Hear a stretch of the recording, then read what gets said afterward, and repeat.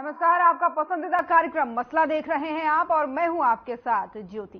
केंद्र सरकार से अपनी मांगों को लेकर के एक बार फिर से किसानों ने कमर कस ली है।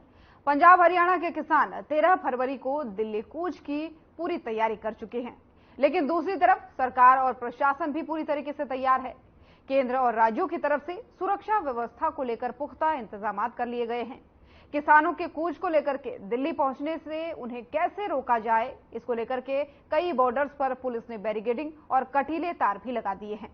किसानों के प्रदर्शन को देखते हुए राज्यों की सीमाओं पर सुरक्षा कड़ी कर दी गई है। अंबाला के शंभू बॉर्डर से करीब 1 किलोमीटर पहले पुलिस ने बैरिकेडिंग लगाकर सभी आने जाने वालों को रोक दिया है। सीमेंट की बैरिकेडिंग के साथ ही कटीले तार इसलिए भी लगाए गए हैं ताकि ट्रैक्टर ट्रॉलियां वहां से गुजर न सके। शंभू बॉर्डर पर हरियाणा पुलिस के साथ बीएसएफ पैरामिलिट्री फोर्स को भी तैनात कर दिया गया है, तो वहीं झज्जर के टीकरी बॉर्डर पर भी सुरक्षा के पुख्ता इंतजाम कर दिए गए हैं। मेट्रो पिलर्स पर सीसीटीवी लगाए गए हैं। प्रदेश भर के 15 जिलों में धारा 144 लगा दी गई है और इतना ही नहीं, दिल्ली और बहादुरगढ़ आने जाने वाले रास्ते पर भी बैरिकेडिंग कर दी गई है। और इसी के साथ ही सिरसा के चौधरी दलबीर सिंह इंडोर स्टेडियम और डबवाली के गुरु गोविंद सिंह स्टेडियम को अस्थायी जेल तक बना दिया गया है। प्रदेश भर के लोगों के लिए ट्रैवल एडवाइजरी भी प्रशासन के द्वारा जारी कर दी गई है। साथ ही आपको बता दें कि संवेदनशील इलाकों पर जाने से बचने की सलाह भी दी गई है और इंटरनेट पर भ्रामक तस्वीरें नहीं फैलाने की खासकर सलाह और अपील कर दी गई है। ऐसे में सबसे बड़ा सवाल ये बनता है, क्या सरकार किसानों को दिल्ली पहुंचने से वाकई रोक पाएगी या फिर किसानों की मांगों पर सरकार मान जाएगी?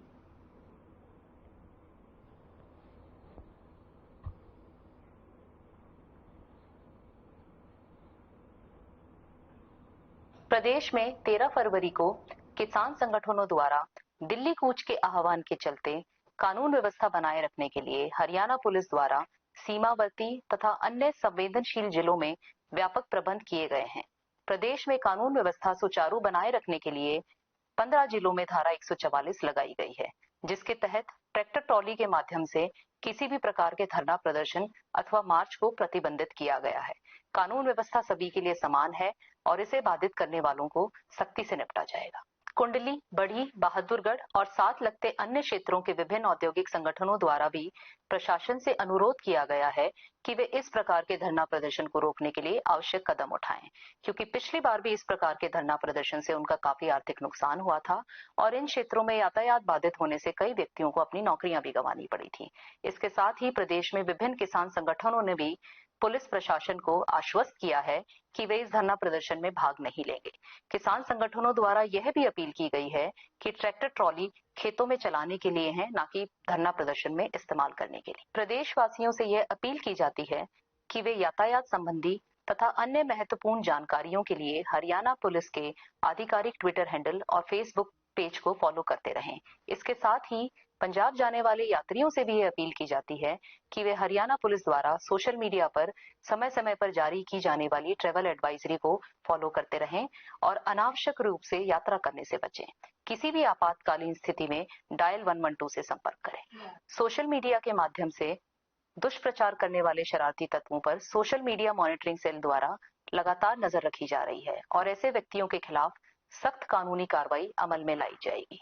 आम जनता से भी यह अपील की जाती है कि वह सोशल मीडिया पर किसी भी प्रकार के कंटेंट और वीडियो को बिना पुष्टि किए शेयर ना करें।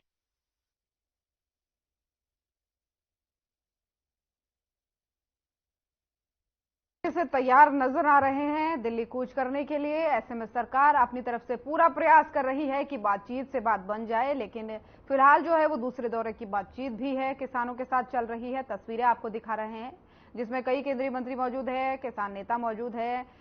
सरकार अपनी तरफ से अभी भी प्रयास कर रही है कि किसी तरीके से बातचीत से मामला हल हो जाए, लेकिन किसान जो है वो अपनी मांगों पर अड़े हैं और उनका कहना है कि इस बार मांगे मनवा कर ही मानेंगे।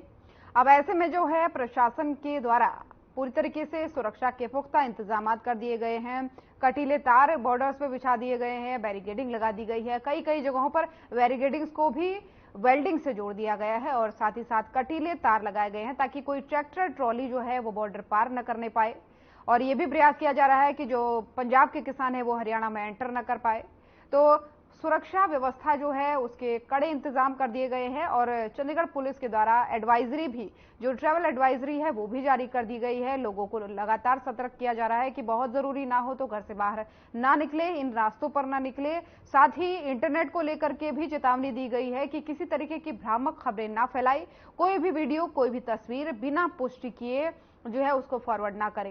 हालांकि 15 जिले अभी तक ऐसे हैं जिनमें धारा 144 भी लगा दी गई है, ताकि किसी तरीके की कोई घटना अगर होती है तो उस पर नियंत्रण किया जा सके। तो ऐसे में आप देखने वाली बात यह होगी कि क्या वाकई में कल किसान कूच करेंगे, क्या किसानों की मांगे मानी जाएंगी, क्योंकि पूरी तरीके से तैयार किसान नजर आ रहे हैं। और 15 जिलों में हमने आपको बताया जैसे कि 144 लागू कर दी गई है, और इतना ही नहीं, दिल्ली और बहादुरगढ़ आने जाने वाले रास्ते पर भी बैरिकेडिंग कर दी गई है।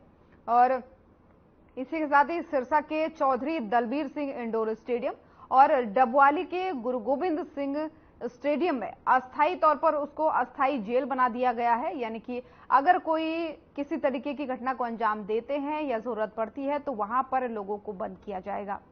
तो ये अस्थायी जेल 2 स्टेडियम में बनाने की बात कही गई है।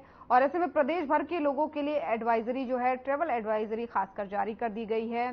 बिना पुष्टि के कोई वीडियो ना सर्कुलेट किया जाए, इसके लिए भी खासतौर पर कहा गया है। और साथ ही साथ लोगों को यह भी कहा गया है कि अगर जरूरत पड़े तो फिर भी कोई इमरजेंसी लगती है तो डायल 112 पे लोग कॉल कर सकते हैं। इमरजेंसी के सिचुएशन में उनको सहायता दी जाएगी। तो ये बड़ी खबर है जिसमें किसान अपनी मांगों को मनवाने के लिए करके एक बार सड़कों में फिर से उतरने को तैयार हैं। और दूसरी तरफ सरकार कोशिश कर रही है कि बातों से जो है वो मसला सुलझ जाए। हालांकि संवेदनशील इलाकों पर जाने से बचने की सलाह दी गई है प्रशासन के द्वारा लोगों को, और इंटरनेट पर भ्रामक तस्वीरें नहीं फैलाने की भी बात कही गई है, अपील लोगों से की गई है। अब ऐसे में सबसे बड़ा सवाल ये बनता है कि क्या वाकई जो है किसानों को रोक पाएगी सरकार?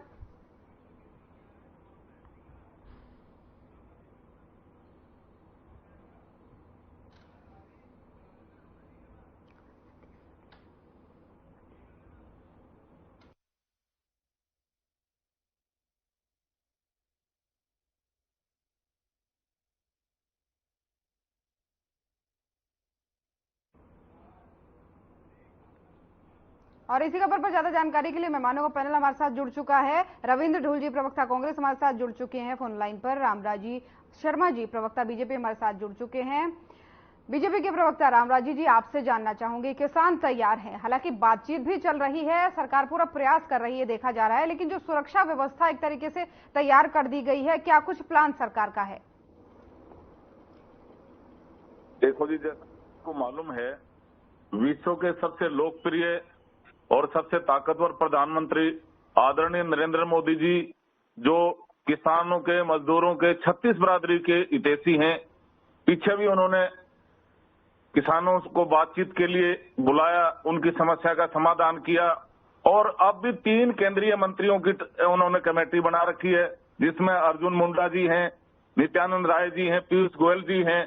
और मेरा किसान भाइयों से भी विनम्र आग्रह है कि कानून हाथ में ना लें और सरकार का सहयोग करें, बातचीत से समस्या का हल करें, क्योंकि बातचीत ही सबसे बड़ा समाधान है।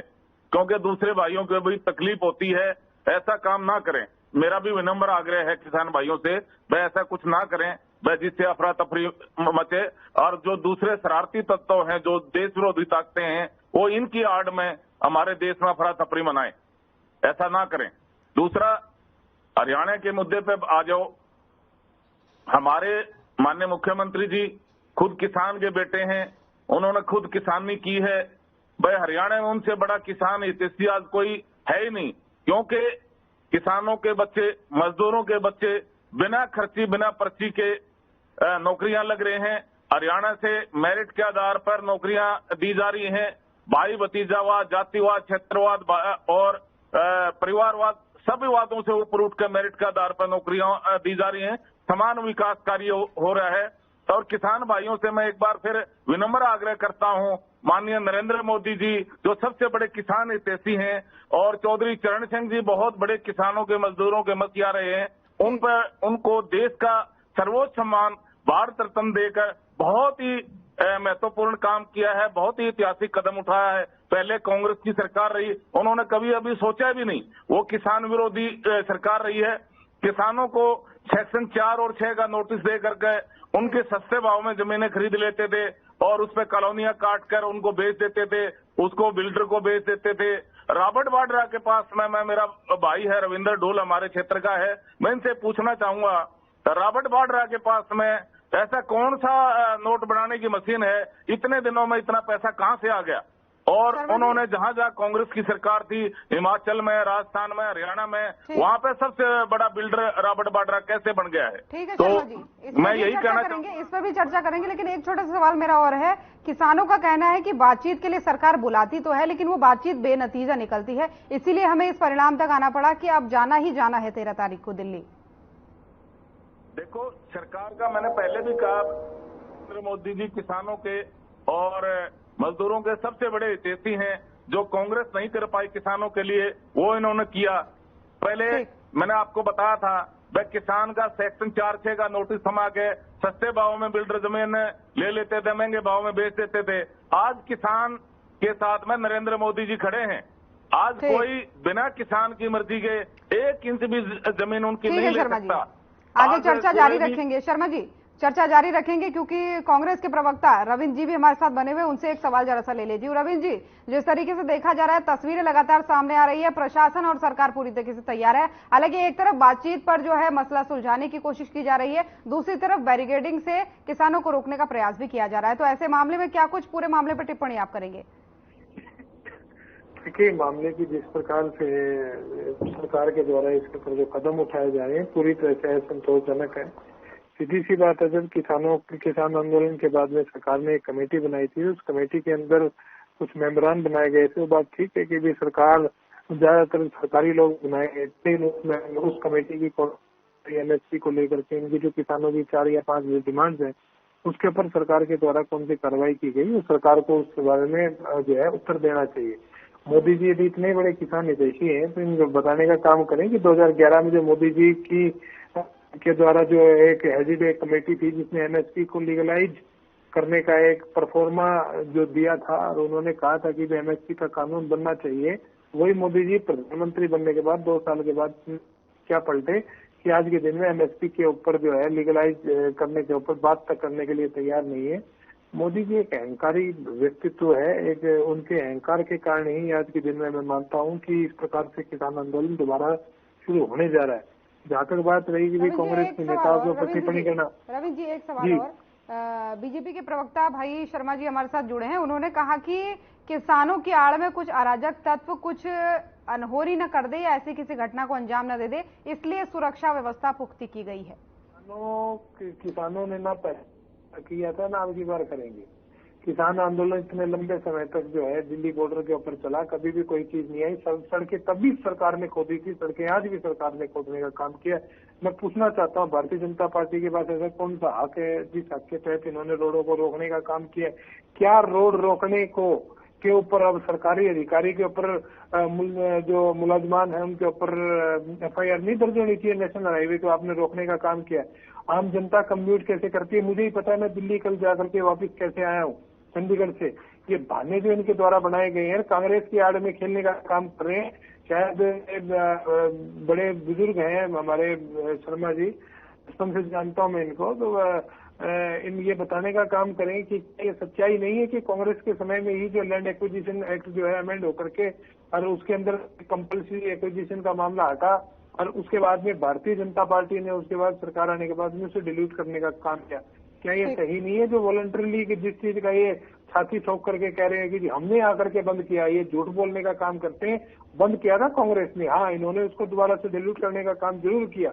रॉबर्ट वाड्रा जी का नाम लेकर के कब तक खेलेंगे? यदि वो इतने बड़े दोषी हैं उनके खिलाफ कार्रवाई क्यों नहीं की आपने? झूठ का पुलिंदा लेकर के चलती है सरकार, रोड खोदने वाली सरकार। मैं कहता हूँ इनके जितने भी नेता हैं, जितने भी अधिकारी, सबके खिलाफ एफआईआर दर्ज होनी चाहिए, वरना जो है दिक्कत होगी।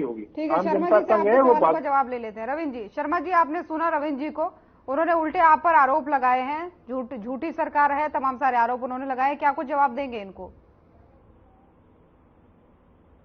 क्या जी? इन्होंने उल्टे, रविंद्र जी ने उल्टे आरोप सरकार पर लगाए। उन्होंने कहा कि झूठ का पुलिंदा है, झूठ बोल करके आप सत्ता में आते हैं। पहले आप ही ने एमएसपी पर बात की थी और आप जब एमएसपी की मांग को लेकर के खुद किसान आ रहे हैं तो आपने कैसे नेशनल हाईवे बंद कर दिया? देखो, रविंद्र हमारा भतीजा है, मैं इनकी तरह मंत्री का पोता और एमएलए का लड़का तो हूं नहीं, मैं भी गरीब किसान का लड़का हूं। ये हमारे क्षेत्र के हैं, इन्हें खुद पता है कांग्रेस के राज में ये प्राकृतिक आपदा आई थी, 1-1, 2-2 रुपए के चेक कांग्रेस के राज में मुआवजे के लिए आते थे। और जमीन जो किसानों की हड़पी गई है सेक्शन 4 और 6 का नोटिस थमा के, और उनको फिर बिल्डरों को बेचा गया है। इनकी सरकार बिल्डरों की सरकार थी। मैं इनसे दोबारा फिर पूछना चाहता हूं, रॉबर्ट वाड्रा के पास में कौन सी ऐसी नोट बनाने की मशीन है भाई, इतना जल्दी इतना अपार संपत्ति का मालिक रॉबर्ट वाड्रा कैसे हो गया? ये भी प्रदेश की जनता को बताएं। और मैं दोबारा फिर बताना चाह रहा हूं, भाई किसानों के बच्चे, मजदूरों के बच्चे बिना खर्ची बिना पर्ची के मेरिट के आधार पर गरीबों के बच्चे नौकरी लग रहे हैं। तो इससे बढ़िया और ऐतिहासिक घटना क्या हो सकती है? रविंद्र भाई हमारे भाई हैं, जो बालक नौकरी लगते हैं, इन्होंने एक अपना ग्रुप बना रखा है। ये जाके उनको नौकरी ज्वाइन करने से पहले ही जाकर हाईकोर्ट से स्टे ले लेते हैं। ये रविंद्र करता है हमारा भतीजा ये काम। तो मैं इनको ये फिर इनको बताना चाहूंगा। शर्मा जी आगे चर्चा आपसे करेंगे, क्योंकि किसान नेता सतीश नंबरदार जी भी हमारे साथ जुड़ चुके हैं। आपका बहुत बहुत स्वागत है। क्या आपको मेरी आवाज पहुंच पा रही है? सतीश जी, आप मुझे सुन पा रहे हैं?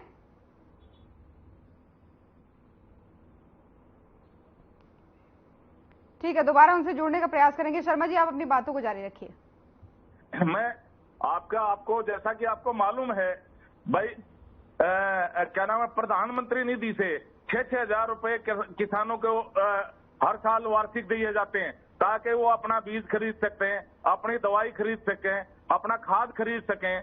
और क्या नाम है, जमीन का मुआवजा है। पिछली सरकार में जब जमीन एक्वायर होती थी, सस्ते भाव में जमीन खरीद लेते थे, बिल्डर को महंगे भाव में बेच लेते हैं। आज ऐसे कानून बना दिए माननीय नरेंद्र मोदी जी ने, जो सबसे बड़े किसान हितैषी हैं। कोई भी बिना किसान की परमिशन के 1 इंच भी जमीन किसान की अधिकृत नहीं कर सकता, नहीं छीन सकता। ऐसे ही हरियाणा में माननीय मनोहर लाल जी ने, जो किसानों के साथ खड़े हैं, मजदूरों के साथ खड़े हैं, ऐसा इतिहास रच दिया है किसानों के हित में। जो आर्थिक क्या नाम है, ये मुआवजा है जो इसका प्राकृतिक आपदा का है, वो बहुत ही बड़ा उसको बढ़ा दिया है। किसानों उस टाइम में, कांग्रेस के टाइम में 1 रुपए 2 रुपए के चेक आते थे। वो मेरे पास में अगर चेक की फोटोकॉपी चाहिए तो मैं भी दे सकता हूं आपको। आज 10,000-15,000 रुपए, भगवान ना करे ऐसी प्राकृतिक आपदा हो जाए तो किसानों के खाते में आते हैं। आज किसान खुशहाल है, प्रति व्यक्ति आय बढ़ी है। आज किसानों के बच्चे, गरीबों के बच्चे नौकरी लग रहे हैं। आज आपका कहना है किसान खुशहाल है, प्रति व्यक्ति आय बढ़ी है, किसानों की जमीन उनको दिलाने का काम किया है, किस्त जारी किया प्रधानमंत्री नरेंद्र मोदी ने। रविंद्र जी से जान लेते हैं। रविंद्र जी, आपने तमाम सारी बातें सुनी शर्मा जी की। उनका कहना है कि आज किसान खुशहाल है, लेकिन अभी एक बैठक चल रही है, जो दूसरे दौर की बातचीत है, वो किसानों के साथ चल रही है। पिछले 2 घंटे से लगभग वो बैठक चल रही है। क्या लगता है, क्या अब बातचीत पर सहमति बन पाएगी? पहले मेरी बात का उत्तर मैं अब इन्होंने मेरे ऊपर निजी आरोप लगाया, उसका उत्तर दे दूं। ठीक। इनकी पार्टी में एक पागल एक प्रवक्ता ऐसे और हैं जो मेरे ऊपर इस प्रकार के आरोप लगाते हैं। उनके खिलाफ तो मानहानि का मुकदमा दायर हो चुका है।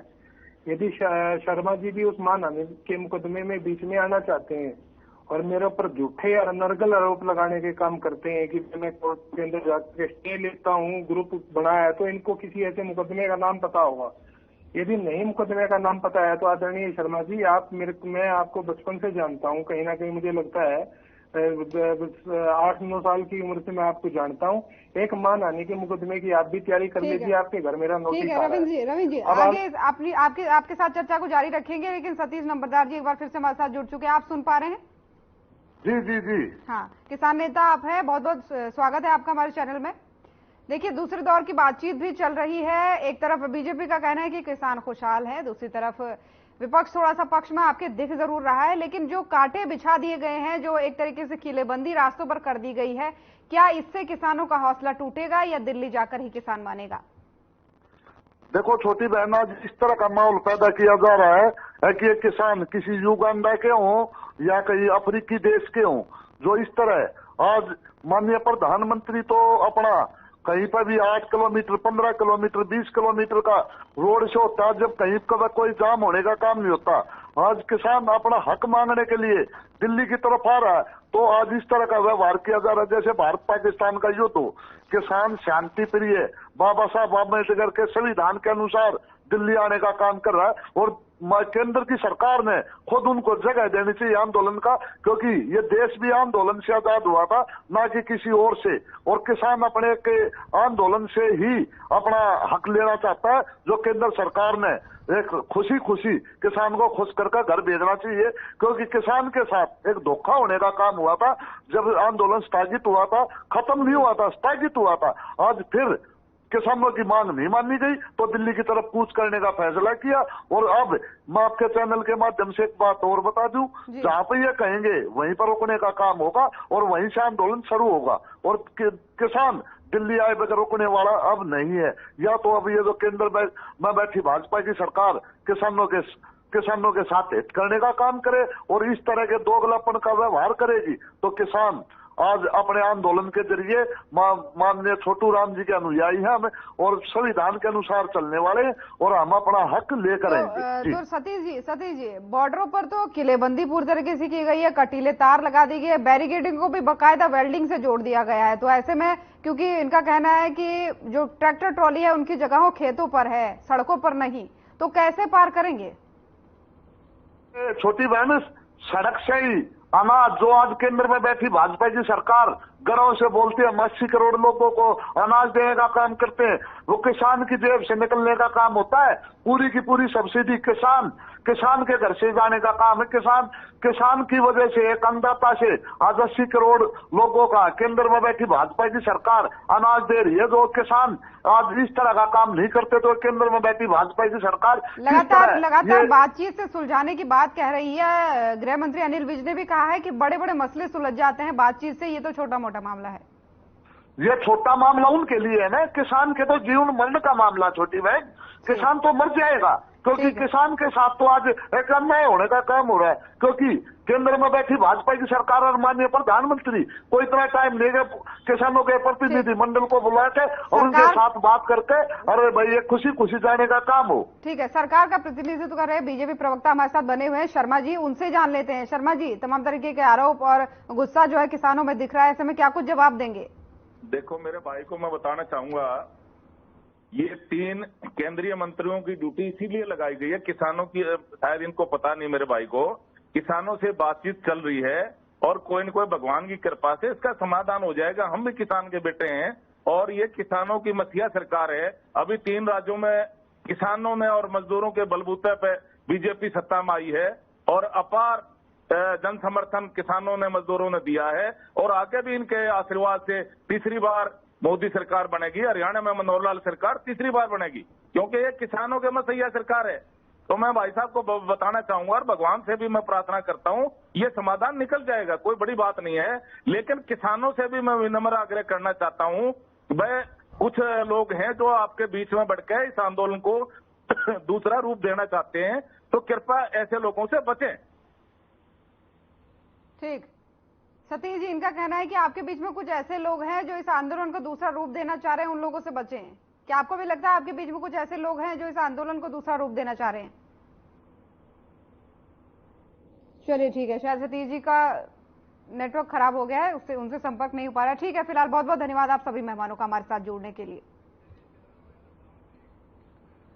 तो किसानों की सरकार के साथ भले ही दूसरे दौर की बातचीत जारी है, लेकिन ऐसे में किसानों के अंदर गुस्सा है, अपनी मांगों को मनवाने के लिए उनके अंदर पूरी जिद है। लेकिन बात करें अगर सारे बॉर्डर्स की, तो सरकार और प्रशासन ने पूरी तरीके से तैयारी कर ली है, बैरिकेडिंग्स लगा दी है, कटीले तार लगा दिए हैं। अब ऐसे में देखना यह होगा कि क्या वाकई किसान जो है अपनी जिद पर आकर के दिल्ली कूच करेंगे या फिर बातचीत पर सहमति बनेगी। फिलहाल आज के मसले में इतना ही। नमस्कार।